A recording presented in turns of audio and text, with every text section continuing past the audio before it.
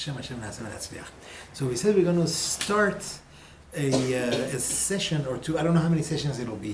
Reviewing the laws of cooking bishul on Shabbat.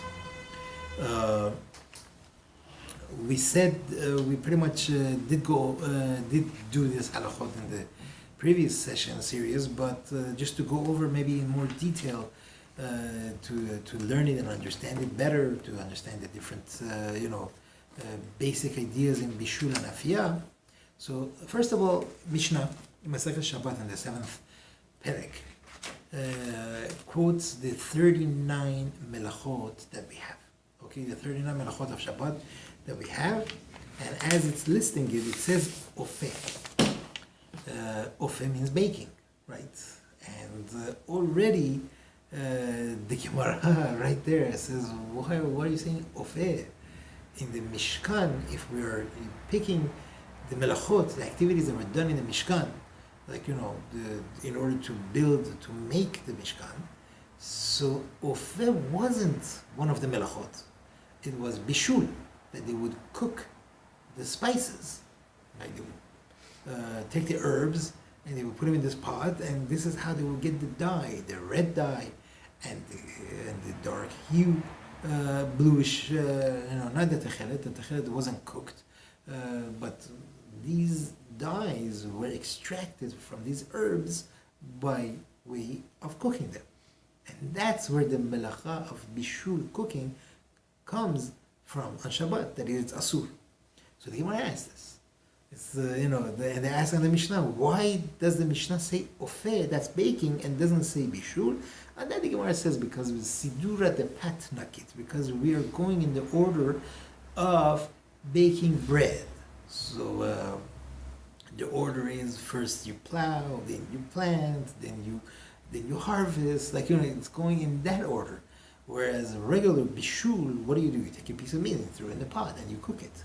That's not the order that we're discussing over there. The 11 of the 39 halachot are the order of bread, sidura de pat. That's what they call it.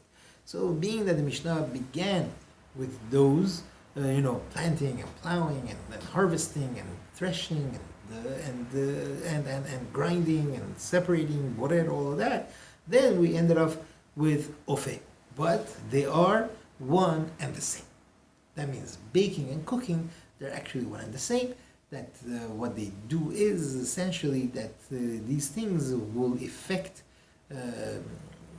mainly food or whatever it is through the usage of fire. Rambam writes, Yachad Kollel, one who bakes a bread, or cooks the food, or mechamem hamayim, or heats the water, right? Rambam writes, Hakol inyan echad. They're all one and the same. And obviously, roasting, barbecuing, frying, smoking. Smoking means by use of smoke you cook the food. All these things, they are ways of preparation for the food, and they're all the same. That means a person who performs any of these melachot is asur from the Torah. Right? So far, so good? Now, this melacha is interesting. There is no difference whether you take the food and you put it on the fire. That means the cooking activity takes place right away, or you take a pot, with the water and whatnot, and you put it on the fire on Shabbat. The cooking activity doesn't take place right away. It takes time, sometimes 2 or 3 hours for everything there to get cooked. It doesn't make a difference. Both of them are called bishul. Right? One lucky thing is, the one that puts the thing on the fire right away, you take a piece of chicken and you put it on the fire right away, it starts cooking. Right then, instantly, there's nothing you could do to save it. Whereas the other one, you put it on the fire, right? If you remove it from the fire right away, at least, it won't kill it because it didn't get cooked. Right? If he wouldn't remove it, then the moment that he put it on the fire, then he already did the isur of cooking on Shabbat. That's the biblical isur of cooking something on the fire on Shabbat, and that is the melacha which is asur from the Torah already. Right now, I got to read you something from the Rambam, which is very important for us to know. Rambam writes, "Hamatich, one who melts echad mimine matechot, one of metals, could be iron, it could be tin, and anything in between, right? Even a tiny amount." Cooking doesn't have a shiur. Even a tiny amount that a person cooks is chayav. Or Rambam writes, one who heats a metal, it becomes red hot. That is a tuldat mevashel. It's a tulda mevashel. Did we discuss what tulda and avot are on Shabbat? Okay, very simple. We have 39 avot, 39 fathers, let's call them, of the melacha. Those are the ones that are the head of the melacha, which means it was part of the things in the building of the Mishkan. Toladot are outcomes which are one and the same. A person performs an av, he is chayav. If he does it unintentionally, he has to bring an offering. If he does the toladah, the same thing. He has to bring an offering, it's the same exact thing. It's more academic, really. Like, the difference. But they're all the prohibitions of Shabbat. It makes a difference, again, as I said, academic, because then the witnesses, if two witnesses are watching this guy do this, they have to go over to him and say, listen, my friend, you're about to do this act. This act goes under the umbrella of this of or Tolodah Melacha. They have to explain to him. And the punishment for this is death. And the guy says, I know, I still want to do it. Right? And they repeat. You have to make sure that he understands it with a clear head that he's doing this. And he still says, I know. But all these things have to be explained to him. You are about to transgress one of the 39 melachot of Shabbat. And which one it is. If they tell him the wrong one, we can't do anything to this guy. They tell him which one it is, and they have to tell him what the punishment is. They have to go through all of these. And then he still says, I know, and I want to do it. Then the next day, obviously not on Shabbat, they can't go. Court doesn't work on Shabbat. They have to go on Sunday to the court and say, we went to this person on this hour, on this day, on this place. They have to say all these things. And we warned him. And he wouldn't listen. He still did the melacha. And they're going to be cross-examined. Back and forth, back and forth, back and forth. Long process. And if things work out, we take this guy. And what do we do with him? Sekila. Right? He has to be taken to the second-story building. And after he says vidu, after he understands that he's sinned, and he prays to Hashem that this death should be a cleansing for his sins, we push him off and we kill him. Right? And it's like that. I don't know if it ever happened, I'm not sure, but it did happen in the Midbar. In the desert, there was a person, so the Gemara says that he did it on purpose. They say the Gemara says it was. He saw that the Jews were being lax about Shabbat. They were saying, we're stuck in the desert, and doing it so it doesn't matter for us. Had we gone to Eretz Yisrael, we would have been in better shape. And it says, "Vayu bnei Yisrael b'midbar, vayimtzu ish mekoshesh etzim." They found this person that gathered wood. There's a question what he actually did. Some say all he did was he carried for 6 feet these things, carrying on Shabbat. And they warned him, and he didn't. He still said, "I still want to do it." And they warned him again, as we said, and he still did it. And they took him to Moshe Rabbeinu and Aaron Kohen, what to do with him. And vayanichu b'mishmar, they kept him in a holding cell because they didn't know what to do with this guy. They weren't sure how to kill him. What death punishment does he deserve? And then Hashem says, take him and stone him. That's the killer. That's taking him to the thing. And he says, and that's exactly what they did to this person. There's one. There is one example. So the question, we're going to the philosophy of it. The question is come on, what did he do to kill him? Shabbat is that important. Shabbat is an ot between us and Hashem. Shabbat is that covenant and that sign that we have between us and Hashem. And if a person knowingly, obviously we're talking knowingly, he transgresses it, he's showing that he's going against the whole belief system that Hashem wants us to have.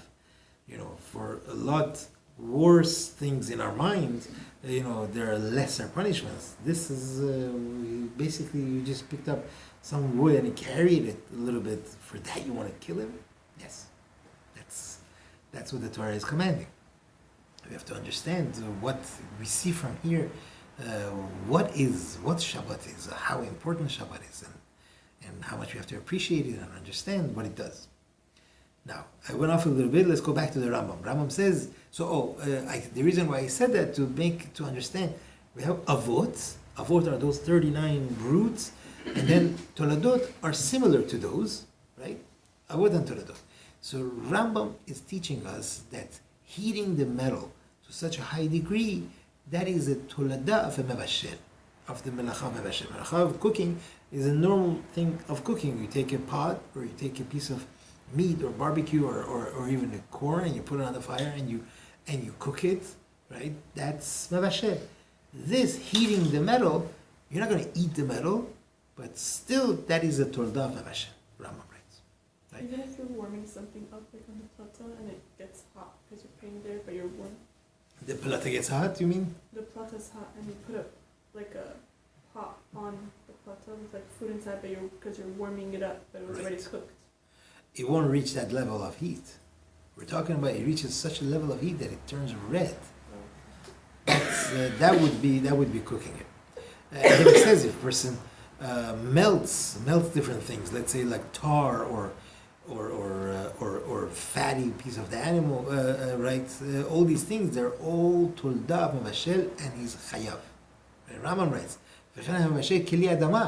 if he takes a clay vessel and he cooks it, that means he puts it in the oven, it becomes hardened. That's also mevashel, right? That's also mevashel. He says at the end, this is where we're getting at. Kelalo shel davar. Rule of thumb is, right? Ben sherifa guf kashev, whether he softened something hard through fire, or shehiksha guf rach, or he hardened something that was soft. This is Chayav Mishum Basher. So he gave us both examples, right? First example was he had fat and he heated it until it became molten, right? Or vice versa, he had something soft like a cup that was shaped with the mud, and he takes that and puts it in the oven and it hardens it, dries it up. Both of these cases, they are both mevashel. Opposite effect, right? But they were both going under the same umbrella as mevashel. Even if a person takes pieces of twigs, little pieces of wood, and they're fresh, they're still moist, and he puts it in a place in an oven, and he knows that it's not going to burn. These pieces of wood are not going to burn. They're just going to get dry. That's asur from the Torah because he's cooking up that juice inside the logs or the pieces of wood. That's also asur. A lot of you guys, I don't know if you do outdoor stuff. You go camping, and you need logs, and if your logs are, the wood that you brought, if it has any moisture, it's not going to work. So usually, what they do is they make a bonfire, and they take those things that they have some moisture, they put it nearby. Right? They won't burn, but it'll certainly get dry. So the next time you need them for the fire, you take those and you put them for the bonfire and you add them to the fire. Otherwise, if you throw them in, all you're gonna have is a lot of smoke. your wood that's not gonna be good. So if you ever went camping or you were in a summer camp, you learn these things. So these things, even if you put them in a place that you know for sure they're not gonna burn, right? They're not gonna burn. This still goes under that rule that the Rambam says that he's hardening something which is soft, and that is totally asur, right? Yes. So question. So we said in bishul achar bishul, right? So if we warm something up, it's okay. But let's say we have like chicken, and when we put it in the fridge, all the oil and fat it got hardened, Congealed. and we want to warm it up, it's gonna get watery or something. Or also I heard that if it's not mostly liquid, you're allowed to still warm it up if even there's a little bit liquid. Is that true? So how is that? Well, We're not there at all, Okay. right? Okay, but the first thing that, like, let's say there's fat on the chicken, and when you warm it up, it's gonna get. Right. So that's already cooked, and it doesn't go under this that the Rambam says. The Rambam is talking about something that's not cooked. Obviously, it's something that's cooked already. It's cooked. We're gonna get to it. Don't worry. We're gonna go step by step. We're gonna get there. So this is pretty much like a like an introduction to the Melacha Mevashel, because it's very complex. In the Melacha Mevashel, we're gonna have to see what it means. What does it mean to cook? How much should it cook? We have the concept of Ma'achal ben derosai, which means it's either, according to some opinions, it's a third of the way cooked, or according to other opinions, it's half cooked. Ben derosai was a famous bandit that he would not stay in one place for long for fear of getting caught, and this is how he would eat his food. He would cook it very little, and he would eat it. Right? Only a third of the way or half the way at best, and he would eat it right away and run for his life. This is a guy. I don't know the what did they have in the Western movie? There was like Billy something, Wild Billy. What? No. There's a famous Billy the Kid. I think his name is. I think old Western. So these guys were always on the run, for fear of getting caught. And this is Ben Derosei. I don't know what zechut this guy had, that everyone who learns Halachot of Shabbat has to mention his name. I'm telling you. And the Gemara is mentioned. He's like mentioned in the Rambam. He's like mentioned all over. He definitely had some zechut. I don't know. But whatever it was, that we have to understand that now there is one important point. According to Shulchan Aruch, there is a food that was cooked only a third of the way or halfway. That means essentially that this food could be eaten if a person is stuck. People normally wouldn't eat raw food, but if something is cooked halfway and they have to eat it, they're extremely hungry, they would eat it. Okay, if a person takes this food and he cooks it fully, right? It's going to be mevushal kol tzorcho. That means it is going to be fully cooked. Is he doing the isur melacha of mevashel or not? No. Yes or no? No. Good. You have an opinion of some Rishonim that say no. According to Shulchan Aruch, yes. From the Torah, he's over on the isur of mevashel. Okay? Because until now it was only true, it could have been eaten, but now it's fully cooked and it has reached the stage of what the Rambam already told us, that he made the food now kasher. That means it's now ready, perfectly ready to be eaten, and that's also. So how come you could put food on the Torah blessed before Shabbat if it's not fully cooked? Like if it has to be a third or halfway, and then it's okay to put on, and then if it cooks the rest of the way, it's okay. Very good. Notice you said before Shabbat. Yeah, but That's it's finishing on Shabbat. It's gonna get cooked on Shabbat. Automatically, right? Yeah. That's fine. If it has reached this level, then your mind is at ease that, you know what, no matter what, even if it doesn't, it's still ra'ul achila, it's still fitting for eating somewhat, and therefore it's fine. If it's less than Ma'achal ben derosai, you put it on the fire before Shabbat, then we're in trouble rabbinically, because Chachamim made certain decrees over here that they're afraid that you're going to go ahead and stoke the fire to get the fire more, wild, so that this thing will cook, to make sure that it'll cook. These are already rabbinic, right? Midrabanan also there are certain gezerot, like this is one. Another gezerah is not to cover the fire, just so that you won't go ahead and stoke the fire. It's called garuf v'katum. We're going to discuss that as well. And there are some things that are called michze kemevashel. It looks like he's cooking. Okay? It looks like he's cooking. That means, let's say the food is fully cooked and the fire is not covered. When you go ahead and you put it on the fire, it looks like you're cooking. Michze, it looks like you're cooking. Or you put something, open the oven, you put it inside the oven, the food is fully cooked, right? And you're putting it inside the oven, that's also michze kemevashel. Under many conditions that is not allowed. So there is a few rabbinic things also involved that midrabanan it is asur to do.